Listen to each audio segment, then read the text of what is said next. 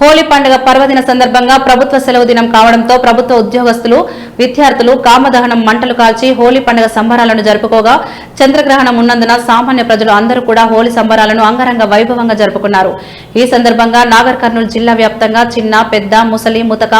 అన్ని వర్గాల ప్రజలు కలిసిమెలిసి స్నేహపూరితమైన భావాలతో హోలీ పర్వదినాన్ని అంగరంగ వైభవంగా జరుపుకుంటూ ఒకరికొకరు కలర్స్, రంగులను రుద్దుకొని ఉత్సాహంగా, ఉల్లాసంగా హోలీ సంబరాలను జరుపుకున్నారు. నాగర్ కర్నూలు మండల పరిధిలో గల శ్రీపురం గ్రామంలో ప్రసిద్ధి చెందిన శ్రీ గోదా సమేత రంగనాథ స్వామి వార్షికోత్సవాలు ఈ నెల 5 నుండి 8 వరకు జరగనున్న సందర్భంగా ఇప్పటికే ఆలయ కమిటీ సభ్యులు భక్తుల రద్దీని దృష్టిలో ఉంచుకుని కావలసిన అన్ని మౌలిక సదుపాయాల ఏర్పాట్లు పూర్తి చేసి ఆలయాన్ని రంగురంగుల దీపోత్సవాలతో ముస్తాబు చేశారు. ఈ ఉత్సవాల్లో భాగంగా ఈ నెల 7వ తేదీ ఉదయం జరగనున్న శ్రీ గోదా సమేత రంగనాథ స్వామి కళ్యాణోత్సవానికి